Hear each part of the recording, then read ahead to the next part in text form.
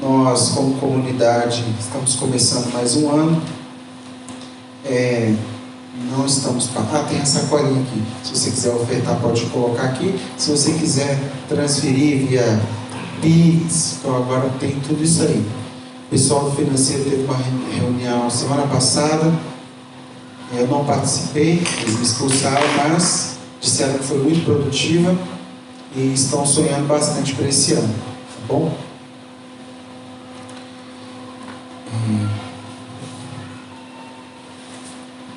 Nós vamos começar hoje, irmãos, uma série chamada Parábolas para a Vida.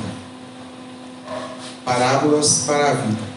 Seria contos para a vida, ou lições para a vida. E nós vamos organizá-las aí, não sei quantas semanas darão, mas a ideia é a gente conversar sobre princípios universais que a gente pode aplicar na nossa vida prática. Não algo lá, não algo só teológico, não lá distante, mas na nossa realidade do dia a dia. Vamos começar hoje com a parábola que consta no livro de Lucas, Lucas 15. Lucas era um médico, não é isso? Lucas era um médico. Lucas escreveu 2 livros, você sabe qual? Raquel? O Evangelho de Lucas e o livro de Atos. Por isso que quando você lê Lucas, o ideal é que você termine Lucas e vai para Atos, que é uma continuidade de raciocínio. Muito interessante.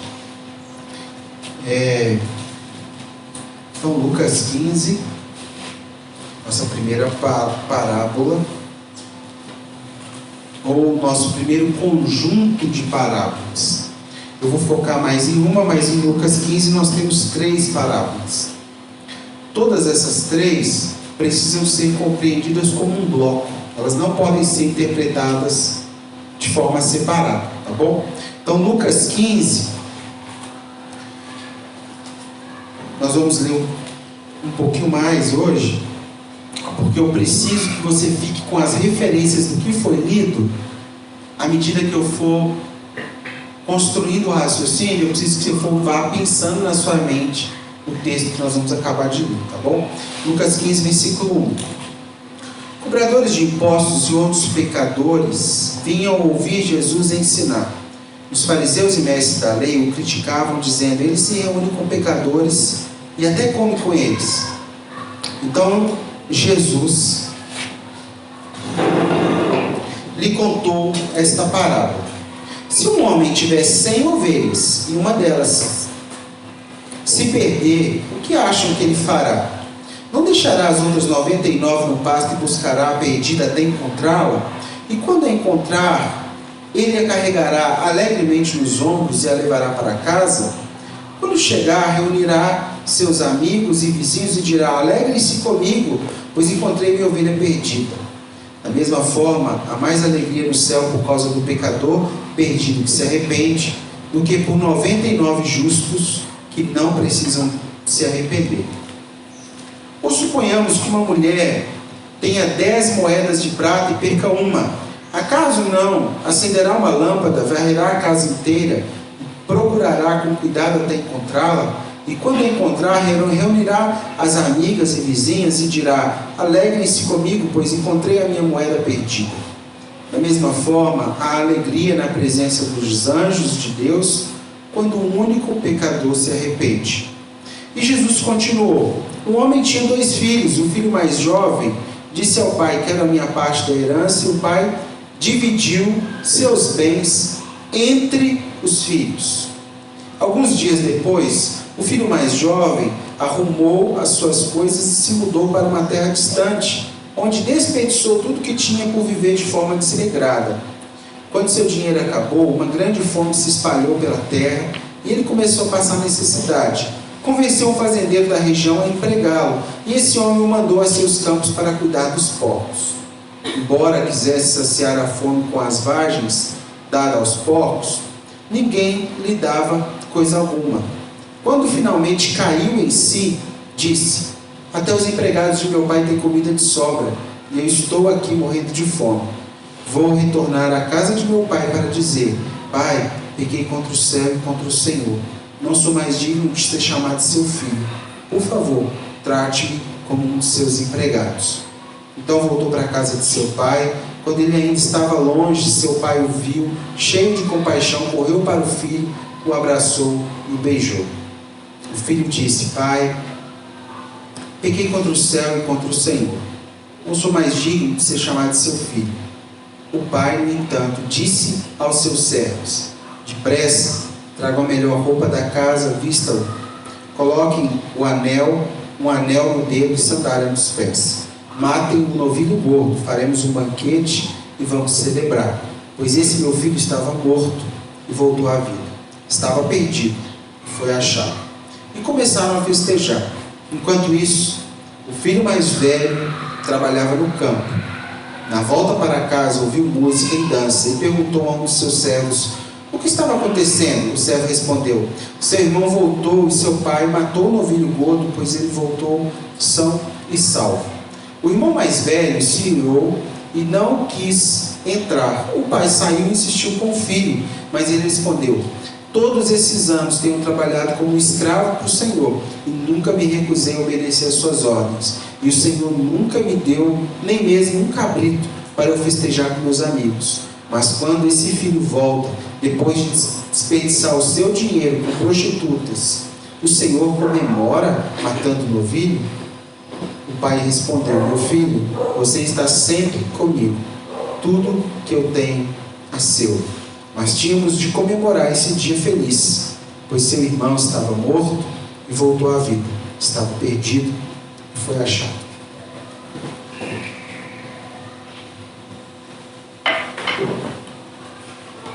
Bom, como eu falei, por que nós lemos 3 parábolas?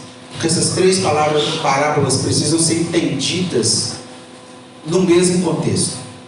Jesus, ele pegou uma ocasião para explicar com uma lição de vida na frente daqueles fariseus publicanos, e ele utilizou 3 exemplos.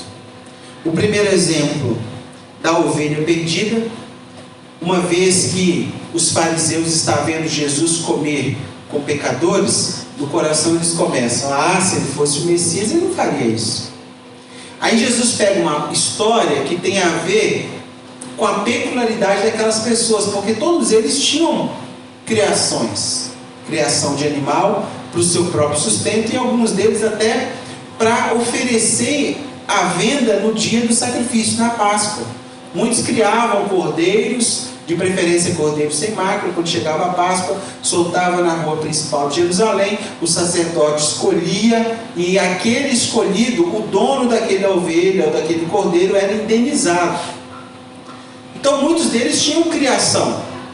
Até na geração do meu avô, era a geração que as famílias tinham um lugarzinho no fundo, um galinheiro, tinha criação de porcos, para o seu próprio sustento. Isso é uma cultura antiga, ou seja, era uma linguagem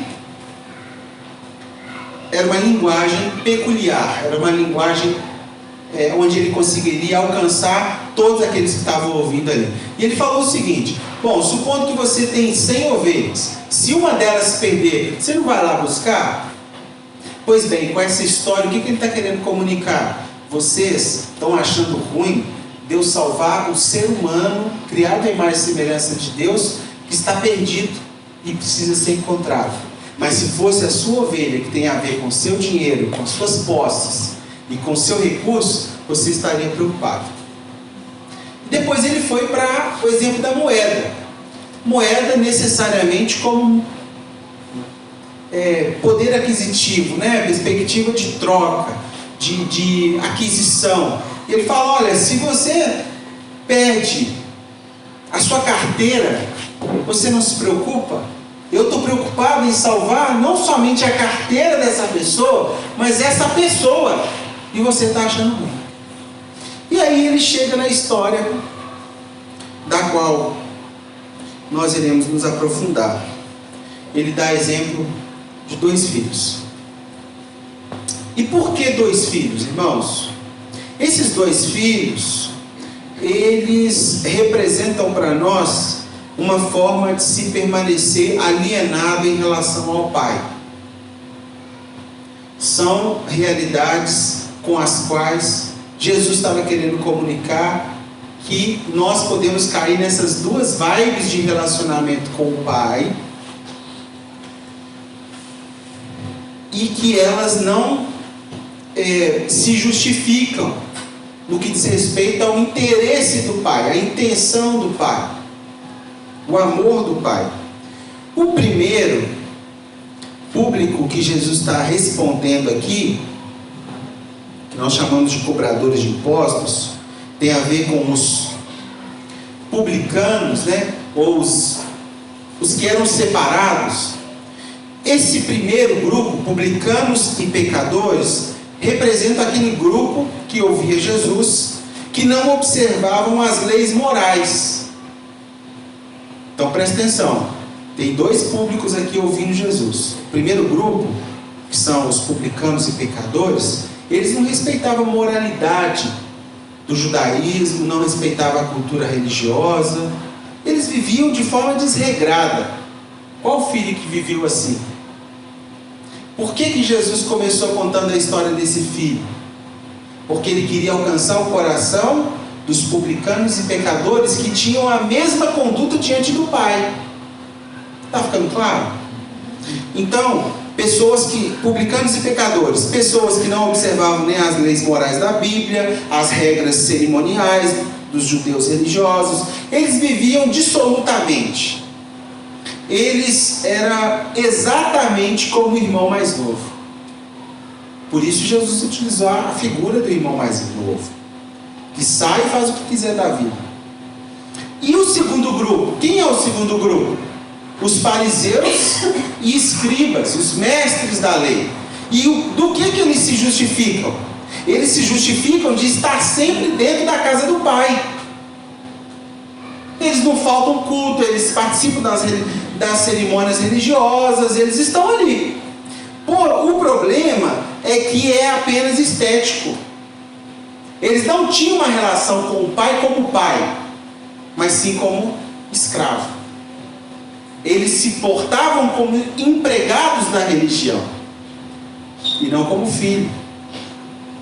Então por que Jesus utiliza os dois exemplos? Para alcançar o coração desses dois públicos que estão ouvindo a justificativa dele. Bom, a primeira coisa que me chama a atenção, irmãos, é que Jesus recebe pecadores e come com eles. Jesus recebe pecadores e come com eles. O ministério de Jesus, ele tinha uma peculiaridade que é muito difícil para nós. Jesus, ele conseguia se relacionar de uma forma muito pontual com o público adverso. Coisas que os fariseus e mestres da lei tinham repulsa, Jesus tinha intencionalidade, tinha objetivo. Não era se relacionar para se contaminar, mas se relacionar para denunciar um caminho. Eu sou a luz, eu sou a vida, eu sou o pão, eu sou a fonte de água viva, eu sou. E isso já nos abre um precedente para pensar, porque em algum momento da nossa espiritualidade a gente deve se perguntar se ela é frágil ou se ela é forte. Se ela for frágil, a gente vai correr de pecador. Sabe por quê? Porque a gente vai querer a mínima oportunidade para ser igual. Mas se ela for sólida, nós temos capacidade de influência. Alguém pode chegar para você e falar algo contra um princípio, um valor, e você tem força para se posicionar contra. Você tem força para não aceitar propina. Você tem força para não mexer com a mulher do outro. Você tem que estar contando para a Rebeca, né? Fui almoçar com os mecânicos lá, estavam mexendo no meu carro. Deu horário de almoço, vamos almoçar junto.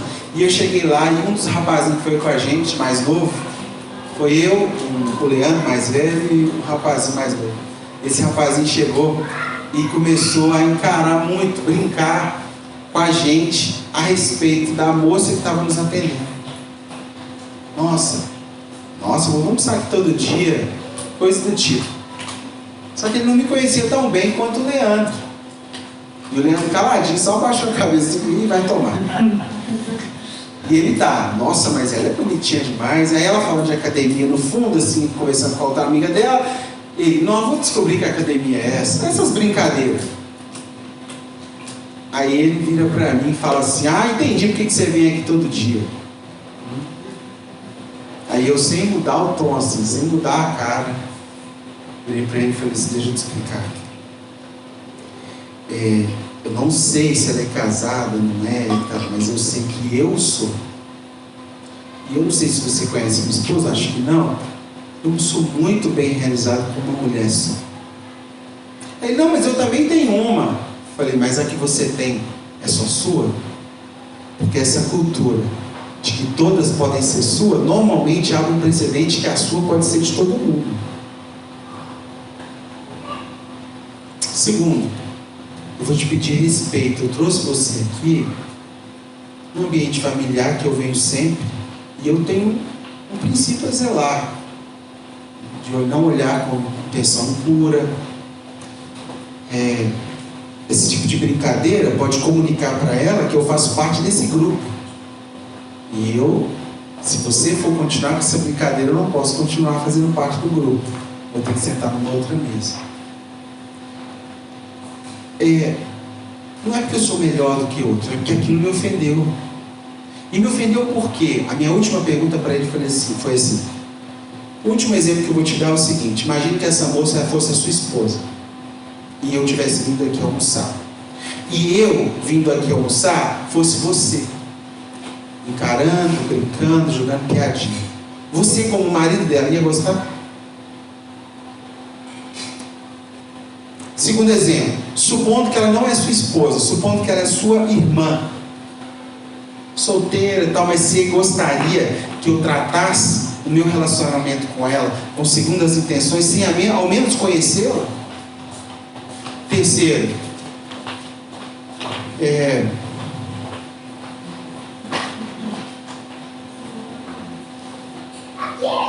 você acha mesmo que a sua masculinidade precisa ser provada para as pessoas com atitudes assim? Você acha que você se sente mais homem? Porque se você se sente mais homem fazendo essas coisas, pode ser que você tenha crise do homem que você é. Porque se você, como homem, precisa ficar afirmando a sua masculinidade, significa que ela não está firme naquele que te criou como homem. Então o homem não precisa mexer com mulher, passar a mão, fazer o que não deve, cantar, fazer piadinha em roda, porque ele já sabe quem ele é. Ele é homem, não precisa provar para ninguém. Sim ou não, gente? O cara não quis almoçar mais, não. Perdeu a fome. Mas são coisas que eles não param para pensar.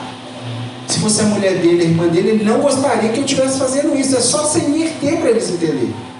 Só que para isso, para esse tipo de atitude, Deus podia me dar graça de fazer isso sempre, mas não é sempre que eu consigo. Um papo, uma conversa, conseguir chegar nesse lugar. Mas aí mudou a chave. A pessoa pode começar a pensar 2 vezes antes de fazer aquilo de novo. Mas normalmente nós não sentamos na mesa para almoçar com pecadores, sim ou não?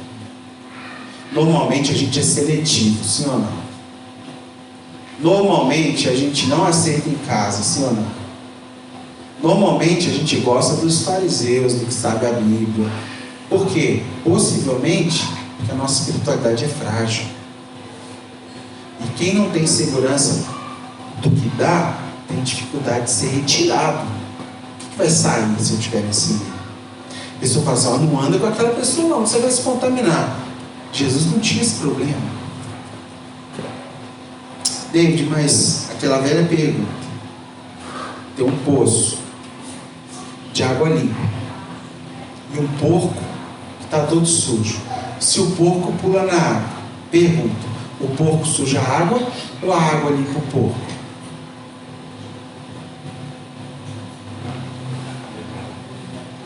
Depende da quantidade de água. Se você for um rio, tiver corrente, a nascente estiver em você, você limpa o porco. Mas se você tiver só um pouquinho de água, o porco te suja. Daqui a pouco você é lugar de moradia do porco. Porque porco gosta de lugar sujo. O da natureza. Deu para entender a diferença? Jesus não tinha esse problema, não. Jesus sentava com o pecador porque ele era uma fonte de água viva.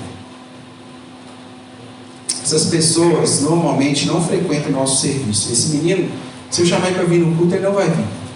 Mas a oportunidade que eu tenho de ensiná-lo é almoçando com ele no expediente dele. É onde a espiritualidade nossa deve acontecer, né? Lembra de semana passada explicando o que a gente deve entender como missão?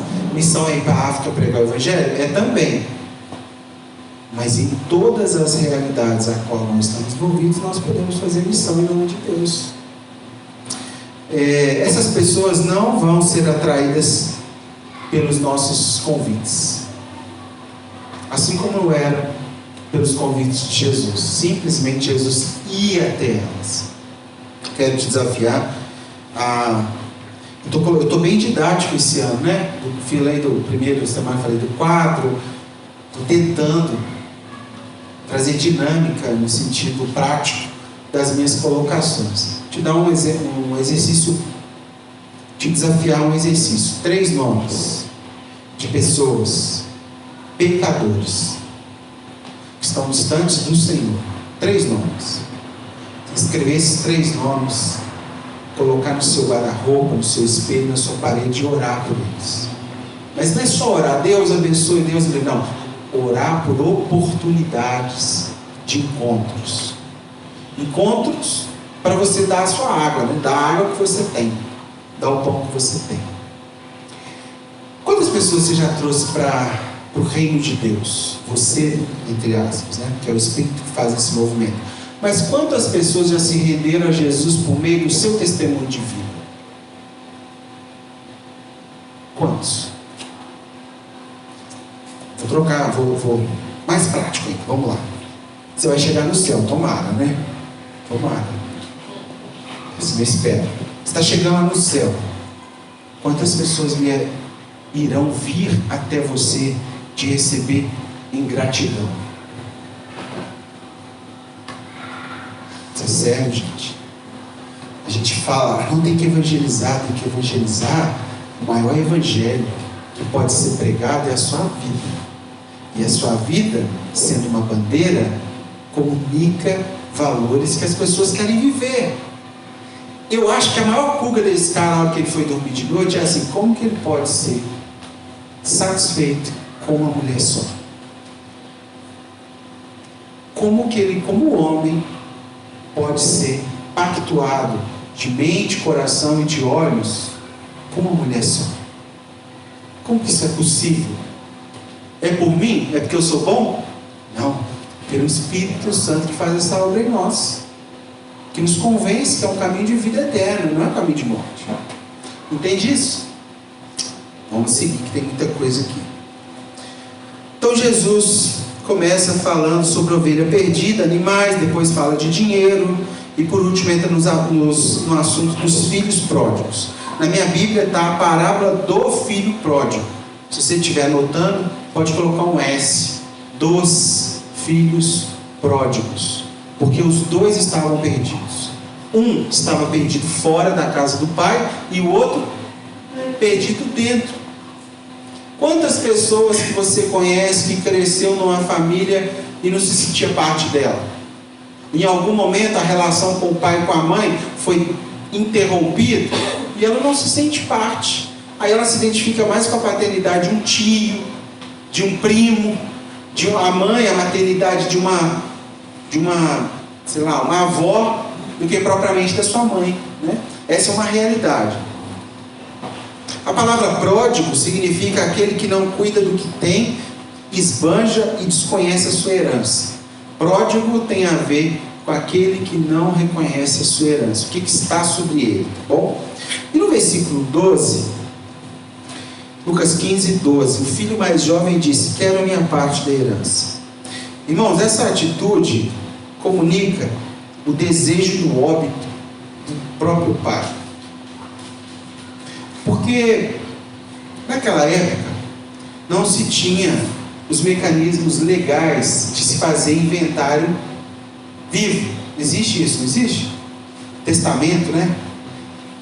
Supondo que eu tenho muita coisa para deixar, mas supondo que eu tenha alguma coisa para deixar, que seja material, e eu queira fazer um testamento vivo. Hoje existe um mecanismo legal, naquela época não. Quando você falava assim, eu quero herança, eu quero a minha parte da herança, a pessoa que está ouvindo isso do outro lado, ela tem certeza que o dono do recurso já morreu. Não era possível você repartir herança antes do óbito. Então, quando ele pede herança, ele está pedindo morte. Ele está considerando que a relação dele com o pai já não existia. Que o pai era meramente o dono das suas possibilidades de futuro. Tem alguém aí? Na verdade, esse filho está querendo se tornar autônomo em relação às ordens do pai. E quem começou essa história de autonomia, hein, gente? Qual o filho que quis ser totalmente autônomo? Não obedecer às coisas que o pai falou? Será que Jesus não está pintando um quadro muito maior que conecta a relação das pessoas desde a criação do mundo numa parábola? É como se o filho mais novo dissesse assim: eu quero o que o Senhor tem, mas não quero seu senhorio. Eu quero o meu relacionamento, ou seja, o relacionamento com o pai era para esse menino apenas um meio, um objetivo de alcançar um recurso para desfrutar dessa herança. Mas esse alcançar não tinha nada a ver com um relacionamento, tinha a ver com posses, interesses. Eu quero o que você tem, mas não quero você. Mais ou menos isso.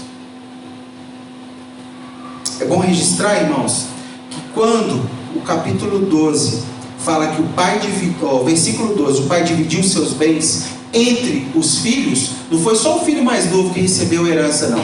O filho mais velho também recebe a sua parte, mesmo ficando na casa do pai. Como que era feita essa divisão? Presta atenção. 100% dos bens partia no meio.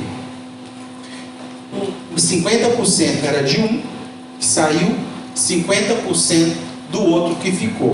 O que ficou, por ter 50% e estar num ambiente pelo qual já era dessas posses ou desse recurso, ele tinha por obrigação o cuidado daquele que ficou sem nada, no caso, o pai. Mas como tecnicamente não se existia a herança com alguém vivo, algo incomum acontece. Porque se o pai tivesse morto, o filho mais velho não tinha que cuidar do pai, certo? Ele podia só pegar os 50% e ficar para ele. Só que agora algo incomum está acontecendo. O filho mais velho pega o dinheiro, põe no bolso e continua vivendo do mesmo jeito que vivia antes, cuidando do pai. Cuidando das coisas do pai, não do pai. Cuidando dos negócios do pai, mas não do pai. Versículo 15. Esse menino que sai, ele vai trabalhar de empregado na fazenda, e esse fazendeiro, por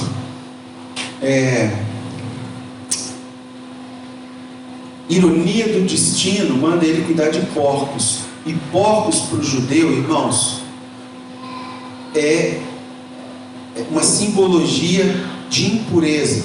Lembra de Jesus expulsando o demônio? E ele fala, ali tem uma manada de porcos. A ideia do judeu, por isso que o judeu não come carne de porco, não come sangue, né? Nada que contém sangue, enfim, chouriço, essas coisas, porque eles têm um zelo que tem uma ligação com a impureza. Então é um animal, não necessariamente Deus criou impuro, mas que representa para a religião judaica uma impureza. E esse menino judeu foi cuidar de quê? De porcos. E ele chegou tão no fundo do poço, irmãos, que a maior das suas vergonhas, além de cuidar de porcos, é que em determinado momento ele não tinha o que comer, ou ficava grande tempo sem comer, e começou a sentir vontade, fome, de comer a ração que era dada para aqueles animais. Na minha Bíblia fala a palavra vagem, É vagem mesmo, tá? Não é lavagem. Porque lavagem era quando a gente misturava tudo que sobrava, né? Naquela época, a plantação, uma das coisas mais comuns em Israel era vagem. Vagem, sabe vagem? Que a gente come até hoje. É parecido com aquilo, só que os carocinhos eram um pouco maior. Então, aquilo era colocado no recipiente para o povo se alimentar, como uma ração. Ele chegou ao ponto de desejar comer isso. E nesse momento, ele tem um estalo de consciência e fala: puxa, o empregado do meu pai tem mais dignidade do que a minha. Eu vou voltar. Versículo 17. Quando caiu a ficha, ele falou: vou retornar à casa do meu pai e pedir: pai, eu pequei contra o céu, não sou mais digno de ser seu filho, trate-me como empregado. Por que ele falou isso, irmãos? Com o ato dele de pedir ao pai a herança, ele comunicou publicamente que o pai tinha morrido para ele. Se o pai morreu, não tem como ele se submeter como filho a alguém que não está vivo. Então ele volta com a seguinte intenção, presta atenção: vou voltar como empregado, vou trabalhar nessa fazenda, para que, quem sabe, um dia eu consiga levantar todo o dinheiro que eu recebi de herança, devolver para o meu pai e voltar a ser filho. Entendeu? Por que a intenção dele era ser empregado? Para ele devolver a parte dele, que ele gastou, para o seu pai, para que talvez o pai aceite o perdão, né? A confissão o perdoe, o pedido de perdão, e o faça filho de novo. Quando ele volta, ele olha para o pai e fala: pai, eu pequei. A palavra pequei aqui é amartia, né? Errei o alvo. Eu não assumi e não dei valor à posição de filho que o Senhor me deu. Eu joguei fora a oportunidade de ser teu filho. Trate-me como um empregado. Versículo 20. Então voltou para a casa de seu pai. Quando ele estava longe, o seu pai o viu. Cheio de compaixão, ele correu para o filho, o abraçou e o beijou. O filho disse: pai, eu pequei contra o céu, contra o Senhor, não sou mais digno de ser chamado de seu filho. Olha essa dinâmica aqui. O filho falando para o pai. Tem alguém aí? O pai está escutando o que ele está falando e nem continua a conversa. Já vira para o céu e fala: ei, busca a melhor roupa, o melhor anel, manda matar o boi, que nós vamos churrasquear hoje. É mais ou menos o seguinte: você está falando, você não me conhece, não vem para cima de mim de novo com essa ideia de negócio, de trabalhar para pagar o direito de... Não, comigo não funciona assim. Eu sou pai. É o que a gente chama de teodrama, né? O drama da reconciliação é que ele vai até o pai, mas o seu plano dá errado. Ele queria ser empregado e o pai não o aceita. E por que o pai não aceita como empregado? Porque não existia e nem nunca existiu um filho empregado. Sempre existiu um filho. Sempre existiu dois filhos que estavam cuidando das coisas do pai para eles mesmos, porque a herança era tudo para eles. Então, o pai não aceita, pelo contrário, beija, o abraça, coloca uma roupa nova, um anel novo e manda fazer um churrasco. É como se o seu pai estivesse dizendo: eu não vou esperar até que você tenha condições de pagar a sua dívida. Eu não vou esperar até que você se humilhe o suficiente. Você não vai ter que lutar pelo seu lugar na minha família. Eu irei simplesmente aceitá-lo de volta na mesma posição que eu sempre te dei como filho. É mais ou menos o seguinte: Adão, eu vou cobrir a sua nudez de novo. Eu vou cobrir a sua pobreza, os seus trapos de roupa velha, né? Eu vou colocar com a minha honra em cobrir a sua desonra. Qual que é a lição que nós podemos tirar? O pai foi rancoroso, irmãos? Você já sentiu rancor, assim, já guardou rancor de alguém? Como que isso nos afasta das pessoas? E mesmo que aquela pessoa se aproxima de nós como réu confesso de um erro, nos dá quase um prazer ao vê-la sofrer, se humilhar. Não é assim que funciona? Você quer ver ela pagar o preço da dívida, não é assim? E o pai? O pai não. O pai simplesmente dá a única coisa que ele tinha: amor. E amor não pode ser negociado, comprado. Amor, você simplesmente dá. Mas só podemos dar aquilo que a gente tem. Versículo 21.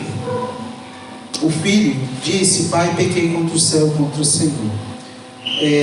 Aqui é o momento onde as desculpas perdem o valor perto do que realmente importa.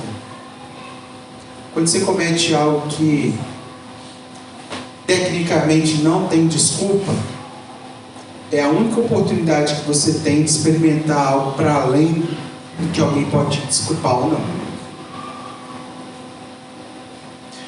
Normalmente a gente pede perdão, mas quem foi ofendido tem na sua mão a possibilidade de cobrar o ônus até que você seja merecedor de novo, ou de simplesmente te perdoar. É claro que a gente está falando de uma realidade de mudança, de novo nascimento. Essa experiência aqui queria propor para esse filho mais novo que saiu um novo nascimento, uma nova identidade de filho. Não é um malandrão que todo dia vacila e todo dia tem espaço para vacilar. Não. Tudo tem limite. Versículo 22, o pai então chama, pede a melhor roupa, o melhor anel e as sandálias. O que significa esses elementos? Vestes. Normalmente o escravo trabalhava com short, sem camisa e descalço. Os filhos com roupas e com sandália nos pés e com o anel. Por que um anel? O anel era a forma de o cheque, né? Ele ia na mercearia e me dá um quilo de feijão. Aí ia lá cobrar as notinhas com a marca do anel no final da semana. Então o anel, quem carregava um anel é porque tinha uma família e tinha alguém que pagava suas contas. Sabe aquela dona dos seus próprios boletos? É tipo isso. Anel significa autoridade, uma família, uma tradição. E sandália comunica que ele não era escravo, que ele era filho do Senhor daquela terra. E aí ele manda buscar um novilho gordo. Um novilho que foi engordado por anos na expectativa de ser abatido, assado e comido em momento de festa. Então mais ou menos eles faziam o seguinte: marcava com tipo um brinco colorido, ou uma etiquetinha assim na orelha.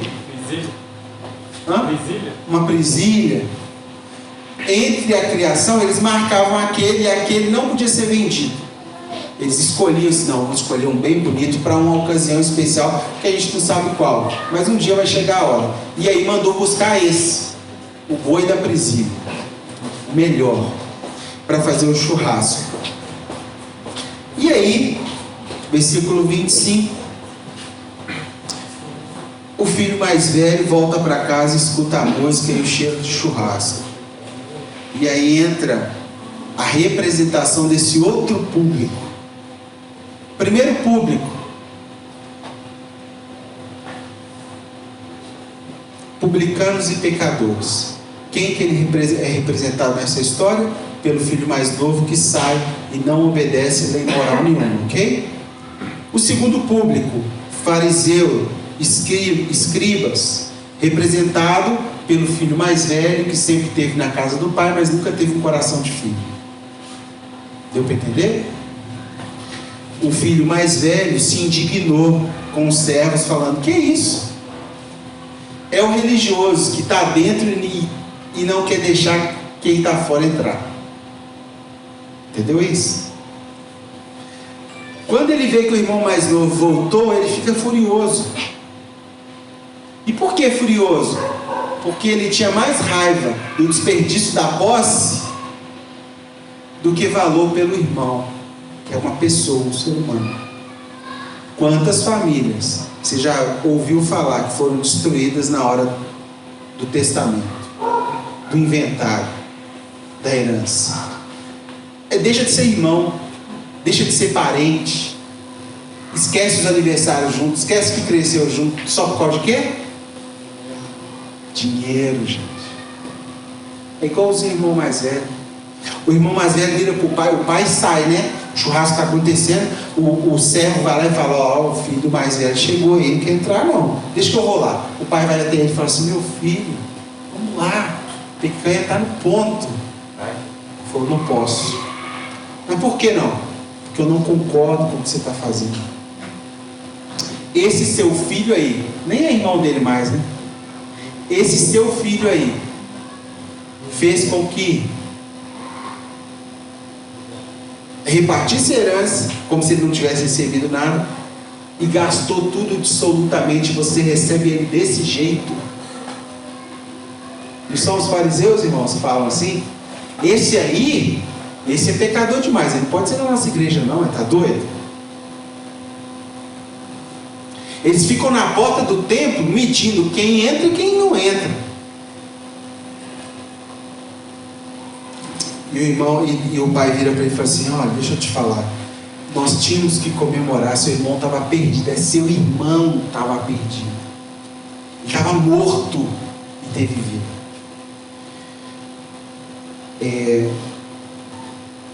E aí o versículo 29 versículo 28, o irmão mais velho se irou e não quis entrar. Então o pai viu que ele não ia mudar e ele saiu. Versículo 30.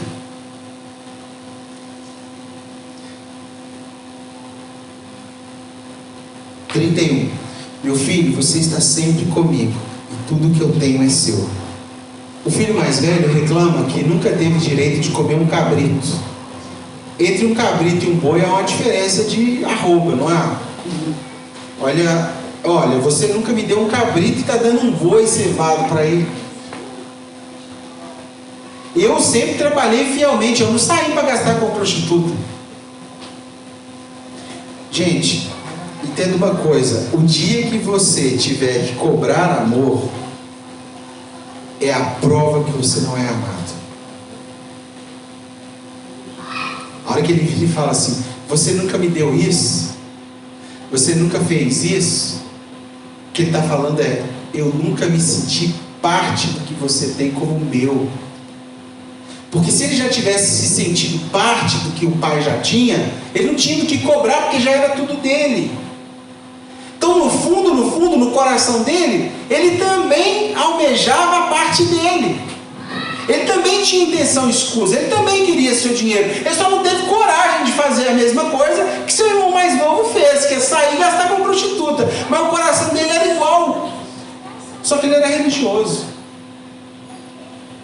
E esse grupo aqui fala muito com a gente, né? Porque a gente está aqui. E às vezes a gente gosta de julgar o irmão mais novo que sai e faz o que não deve. Mas às vezes a gente está dentro da casa do pai, não se vê como filho, não se relaciona como filho, não o vê como pai, e ainda não deixa esse tipo de irmão mais novo entrar. Por quê? Porque eles não podem fazer parte da nossa roda.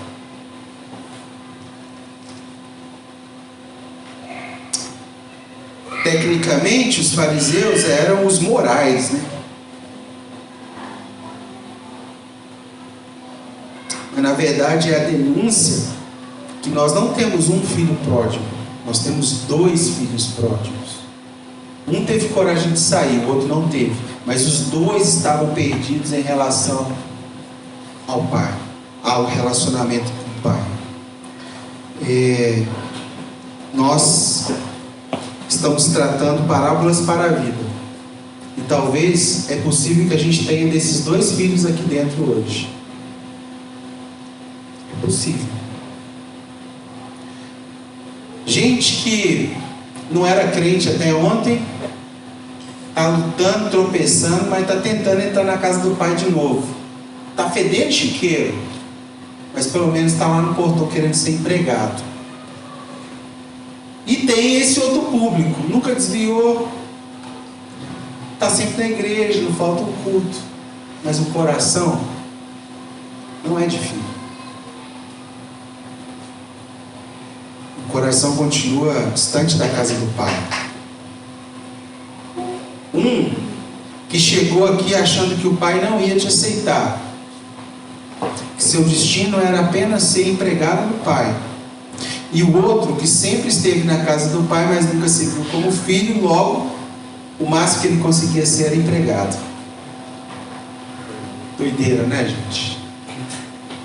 Concluindo, quando o Pai fala para ele: tudo que eu tenho é meu, tudo que é meu é teu, por isso que eu não precisava te dar nada. Era só você usufruir do que você tem. Mas por você ter um coração tão cobiçoso,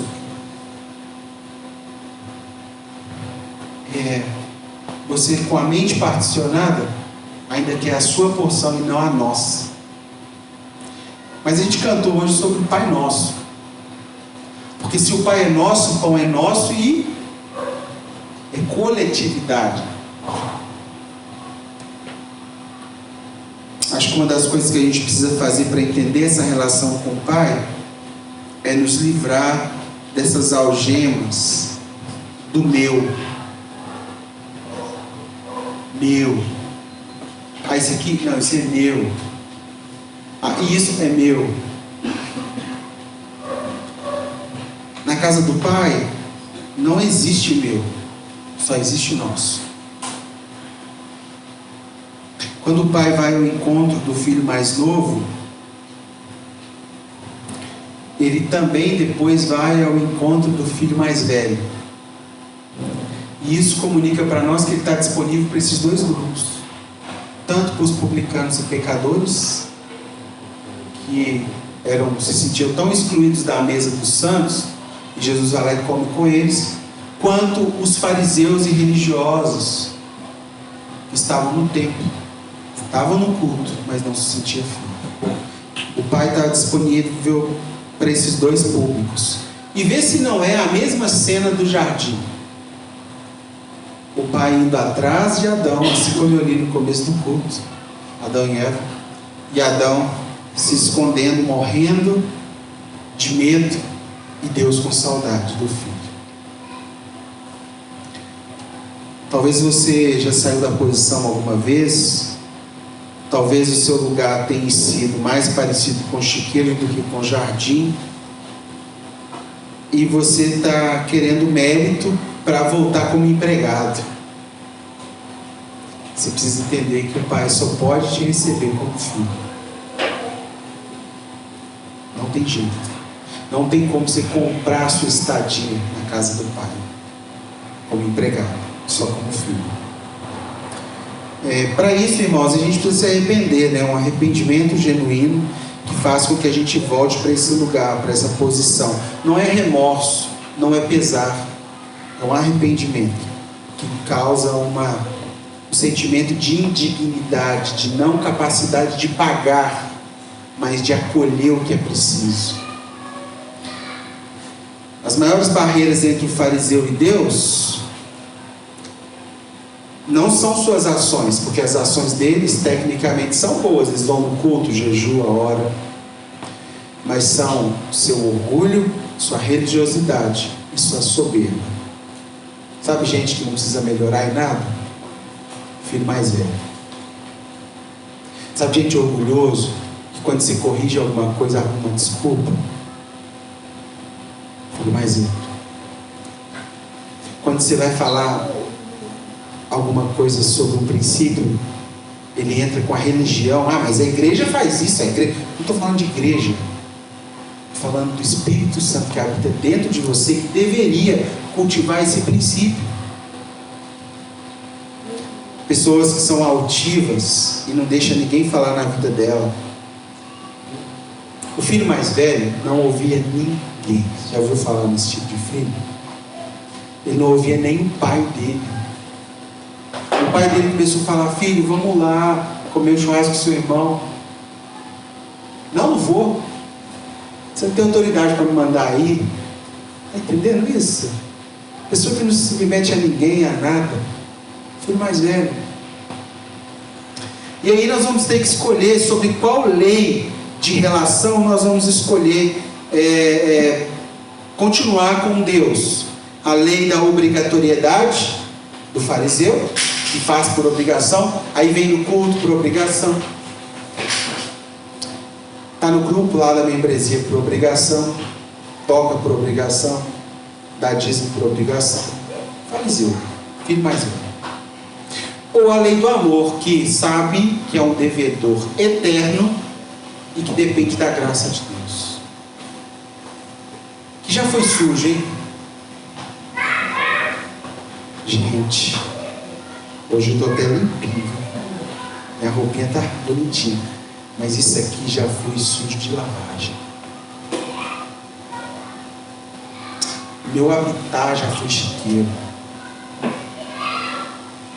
Quando eu começo a lembrar, eu sinto o cheiro daqueles lugares, eu sinto os momentos que eu já vivi distante de Deus, e eu me lembro que eu sou pecador, que eu careço da graça de Deus. E se eu trabalhasse como empregado do Pai, o resto da vida eu não conseguiria pagar pelo perdão que Ele me deu. Esse é o lugar do filho. Esse é o filho que começa a dar valor à relação que antes ele não dava. Qual legislação você vai continuar? Os escravos servem por obrigação, por medo de punição, ou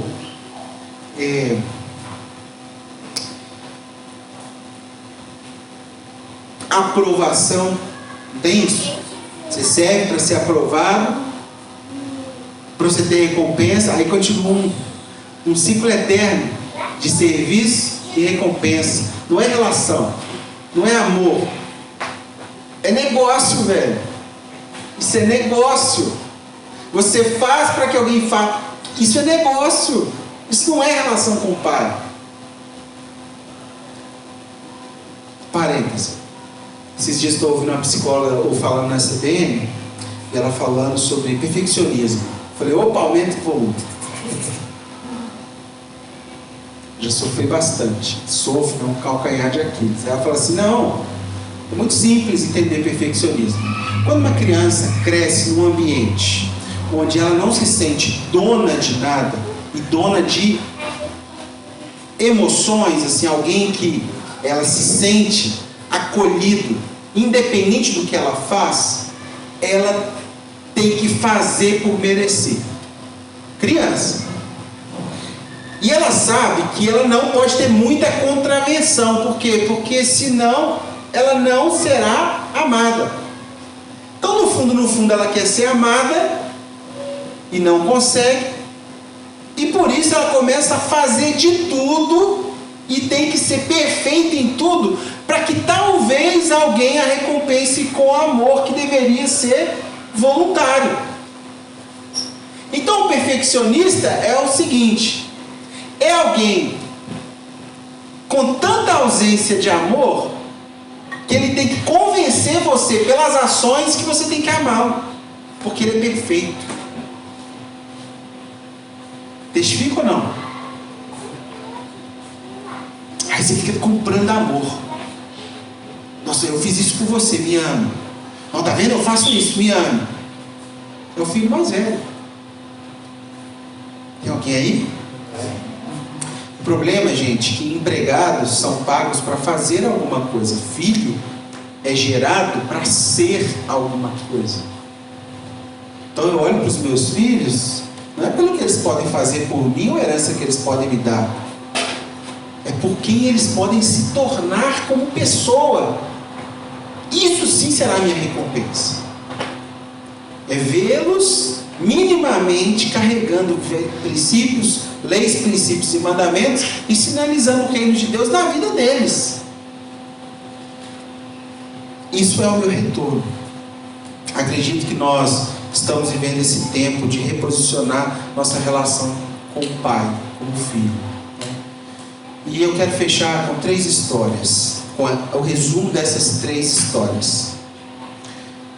É óbvio que há semelhança nas 3 histórias. Em cada parábola há algo perdido. Primeiro é a ovelha, a segunda é a moeda, o terceiro são os filhos. E todas elas, aquele que perdeu vai buscar o que perdeu, que estava longe. Então, ovelha perdida, eu perdi, começa contando, né? Ovelha perdida, se alguém perder a sua ovelha, ele não deixa as outras, e ele vai buscar. Se uma mulher perder a sua moeda, ela não acende e vai procurar. Só que no caso dos filhos, quem vai procurar? Ninguém vai procurar, pessoal. Na verdade, alguém deveria procurar. Quem deveria procurar? Se naquela casa houvesse uma relação de pai e filhos, o filho mais velho que ficou ia falar para o filho mais novo assim: você não vai sair não. Você não sai daqui não. Você está fazendo coisa errada, você está agindo sem sabedoria, você está sendo um inconsequente, eu tranquei a porta. Quando há amor, a gente não faz isso, gente? E por que ele deixou ir? Porque já não existia relação de filho, de irmão. Só que é o seguinte, presta atenção. Lembra da dinâmica de Caim e Abel? Quando Deus vê que os 2 irmãos houve um conflito, ele aparece para o Caim e fala assim: cadê seu irmão? Aí o irmão fala assim, Caim fala assim: sou eu lá tutor do meu irmão para dar conta do meu irmão? Lembra disso? Por quê? Porque na expectativa de Deus, o irmão mais velho tem que ir buscar o irmão mais novo, sim ou não? O que Deus está contando nessa parábola que ele esperava que acontecesse? Que o irmão mais velho, primeiro, não deixasse sair, mas se de tudo o irmão mais novo saísse, o irmão mais velho fosse buscar. Tem alguém aí? Está entendido? Só que é uma dinâmica de sabedoria aqui. Em Filipenses 2,5 fala que Jesus, embora sendo esse filho de Deus, ele se fez carne humana e desceu aqui para assumir o nosso lugar. E como filho unigênito, sacrifício na cruz, se tornou filho primogênito, ou seja, o nosso irmão mais velho.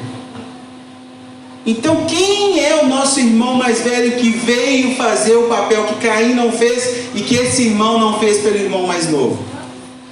Jesus. Jesus desceu aqui para se tornar, para encarnar esse papel do irmão mais velho, que não permite que irmão mais novo nenhum não saiba o caminho da casa do Pai.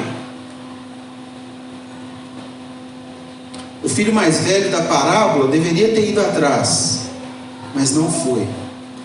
Porém, Jesus, o nosso irmão mais velho, estando na casa do Pai, nos viu escolher a queda, sair de casa, nos viu a caminho do chiqueiro, sim ou não? Nos viu em queda, em morte, e pacificamente foi atrás de nós. Não para nos julgar e nos condenar e escravizar, mas para nos devolver de volta, para nos trazer de volta para a casa do Pai, para esse lugar que nós nunca deveríamos ter saído. Jesus então é o Filho de Deus, que deixou a sua infinita imensidão de quem Ele é, a custo da sua própria vida, para pagar o nosso débito. Sabe essa herança que o irmão mais novo pegou? É a graça que nós gastamos quando caímos em Adão. Esse débito, como irmão mais novo, nós gastamos tudo, absolutamente. E Jesus veio, chegou para o Pai, pagou a dívida, nos dando direito a acessar esse lugar de novo. Quero te desafiar, Romanos 8, e já fecho aqui. Romanos 8.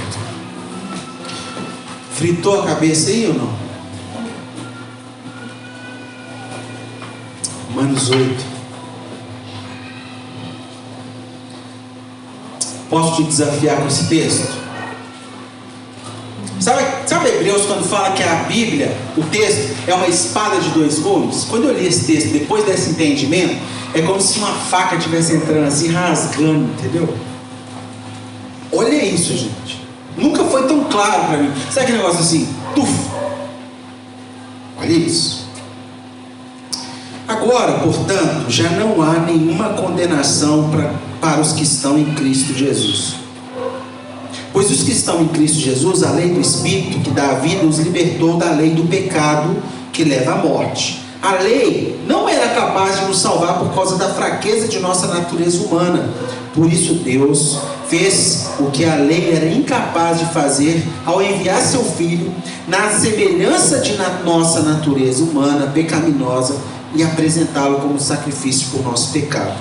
Com isso, declarou o fim do domínio do pecado sobre nós, de modo que nós, que agora não seguimos mais nossa natureza humana, mas sim o Espírito, possamos cumprir as justas exigências da lei.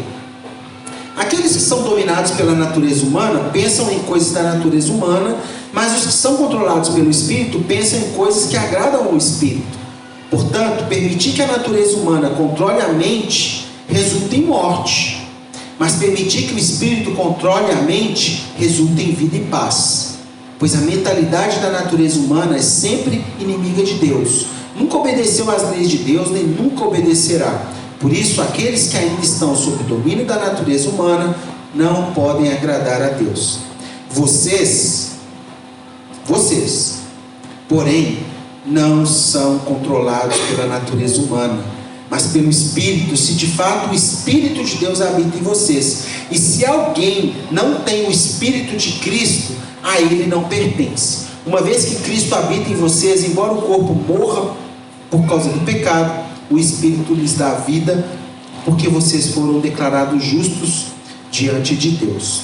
Se o Espírito de Deus, que ressuscitou Jesus dos mortos, habita em vocês, o Deus que ressuscitou Cristo Jesus dos mortos dará vida a seu corpo mortal por meio desse mesmo Espírito que habita em vocês. Portanto, irmãos, vocês não têm de fazer o que a natureza humana lhes pede, porque se viverem de acordo com as exigências dela, morrerão. Se contudo, pelo poder do Espírito, fizerem morrer as obras do corpo, viverão.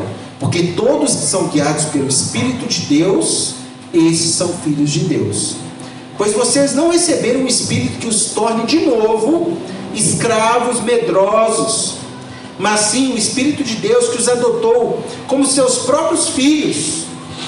Agora nós chamamos Abba Pai, pois o seu Espírito confirma o nosso Espírito que somos filhos de Deus. Se somos seus filhos, então somos seus herdeiros e, portanto, co-herdeiros com Cristo. Se de fato participamos do seu sofrimento, participaremos também da sua glória. Perceba a ideia de herdar, né? De herança. Se somos seus filhos, também somos seus herdeiros. Versículo 18. Considero que nosso sofrimento de agora não é nada comparado com a glória que ele nos revelará mais tarde, pois toda a criação aguarda com grande expectativa o dia em que os filhos de Deus serão revelados. Toda a criação, não por vontade própria, foi submetida por Deus a uma existência fútil, na esperança de que com os filhos de Deus a criação seja gloriosamente liberta da decadência que a escraviza. Pois sabemos que até agora toda a criação geme como dores de parto, e nós, os que cremos, também gememos, embora tenhamos o Espírito em nós, como antecipação da glória futura, pois aguardamos ansiosos pelo dia em que desfrutaremos nossos direitos de adoção, incluindo a redenção do nosso corpo. Recebemos essa esperança quando fomos salvos. Se já temos alguma coisa, não há necessidade de esperar por ela, mas se esperamos por algo que ainda não temos, devemos fazer com paciência e confiança. E o Espírito nos ajuda em nossa fraqueza, Pois não sabemos orar segundo a vontade de Deus, mas o próprio Espírito intercede por nós como gemidos inexprimíveis que não podem ser traduzidos em palavras. E o Pai, que conhece cada oração, cada coração, sabe quais as intenções do Espírito, pois o Espírito intercede por nós, o povo santo, segundo a vontade de Deus. E sabemos que Deus faz todas essas coisas cooperarem para o bem daqueles que o amam e que são chamados de acordo com o seu propósito. Pois Deus conheceu de antemão os seus e os predestinou para se tornar semelhantes à imagem de seu Filho, a fim de que ele fosse o primeiro entre muitos irmãos. Pois Deus conheceu de antemão os seus e os predestinou para se tornarem semelhantes à imagem de seu Filho, Jesus, a fim de que ele fosse o primeiro entre muitos irmãos. Depois de predestiná-los, ele também os chamou. Depois de chamá-los, declarou justos. E depois de declararam justos, lhes deram da sua glória. Bom, acabou os argumentos? Não, olha o versículo 31. Que podemos dizer diante de coisas tão maravilhosas? Se Deus é por nós, quem será contra nós? Se ele não poupou nem em si mesmo seu próprio Filho, mas o entregou por todos nós, acaso não nos dará todas as outras coisas? Que se atreve a acusar os escolhidos de Deus? Ninguém, pois o próprio Deus nos declara justo diante dele. Quem nos condenará então? Ninguém. Pois Cristo Jesus morreu e ressuscitou e está sentado no lugar de honra à direita de Deus, intercedendo por nós. 35.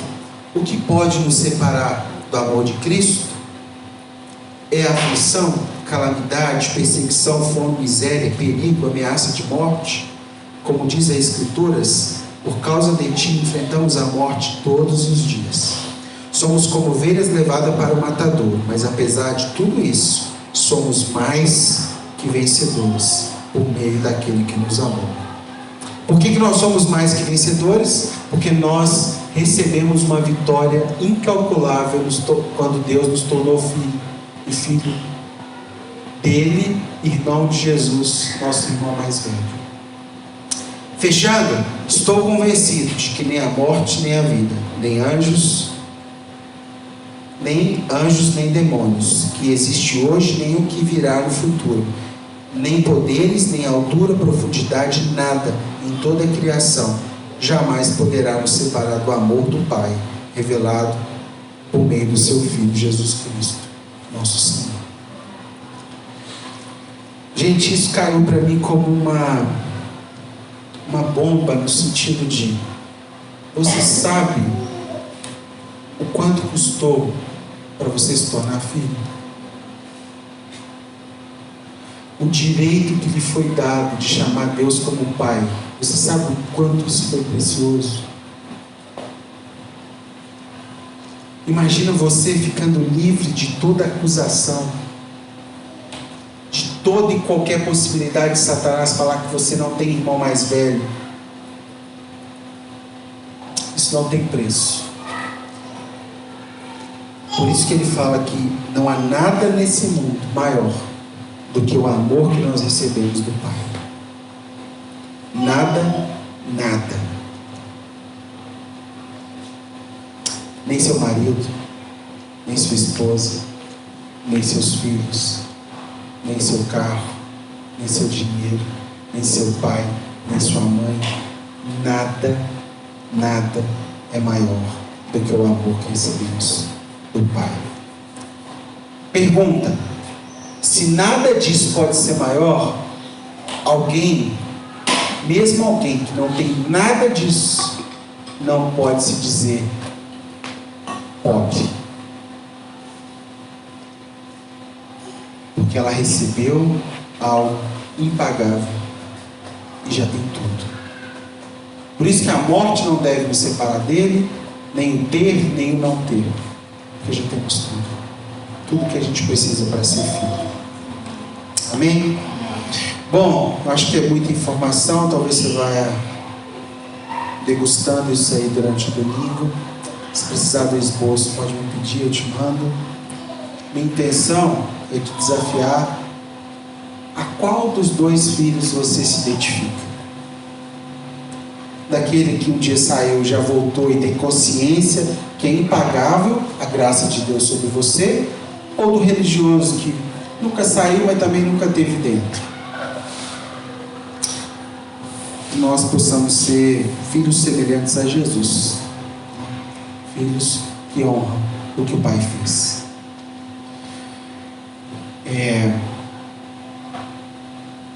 Quando você conhece e começa a conhecer aquilo que te aprisiona, você começa a descobrir as chaves das suas algemas. Quando eu descobri sobre o perfeccionismo, eu comecei a me libertar do perfeccionismo. Porque o problema não era o perfeccionismo, o problema é a falta de amor. Era só mudar o foco. Eu não preciso ter falta de amor, porque eu já tenho tudo. Todo o amor do Pai está sobre mim. E se eu sou pleno de amor com o Pai, Ele organiza a minha forma de amar. Logo, eu não preciso provar para ninguém. Não preciso comprar amor de ninguém. Eu não preciso ser perfeito para ninguém. Deu para entender? Quero te abençoar com força nesses dias para descobrir as chaves das suas algemas. O que trava a sua vida? O que trava a sua história? E se libertar. Porque você já tem tudo. A herança eterna de Deus está sobre você. Não tem nada que você pode comprar para tirar isso, nem nada que você pode fazer para merecer isso. Ele já fez tudo. Amém? Curva sua cabeça, eu quero orar por você.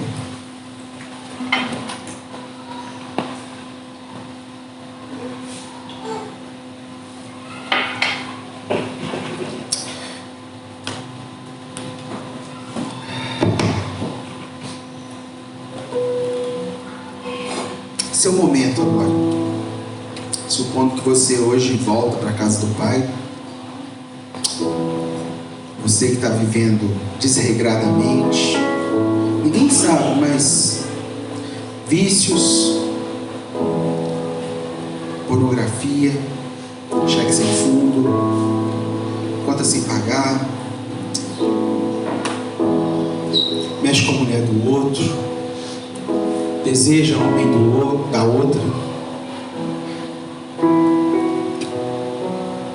fala mentiras, você é arrogante, soberbo, e hoje você cai a sua ficha, e você quer voltar para a casa do Pai, ou quer se livrar disso. O Pai está aqui para te acolher.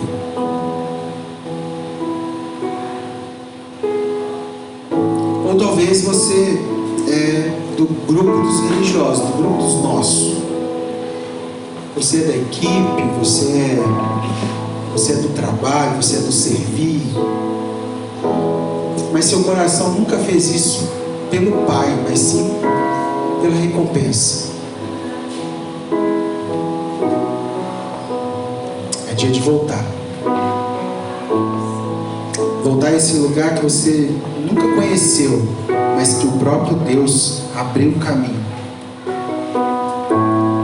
para você se relacionar com o Pai e experimentar da graça de Deus.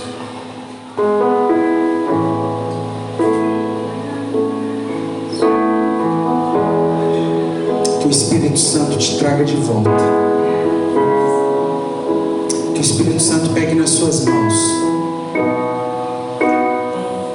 E em lugar de um pecador obstinado, de uma pecadora obstinada,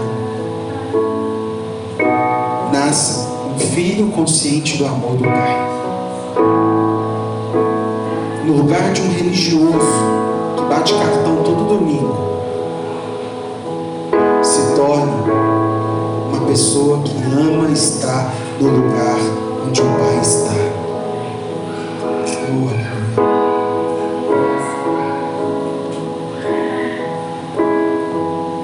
A tua mesa é um lugar para nós. Nós nós queremos sentar essa manhã nesse lugar. Como Mefibosete sentou, sem nada para colocar na mesa, com todas as suas imperfeições encobertas, mas na mesma altura do rei Davi, na mesma altura do rei, do dono da casa. Queremos sentar, Senhor, nesse lugar de vida contigo, de gozo, de vida graciosa contigo, Senhor. Por isso, reposiciona meus irmãos, reposiciona a nossa vida, a nossa história, nos traz de volta ao jardim, a esse lugar de alegria plena do encontro. Oh, Senhor, nos leva a esse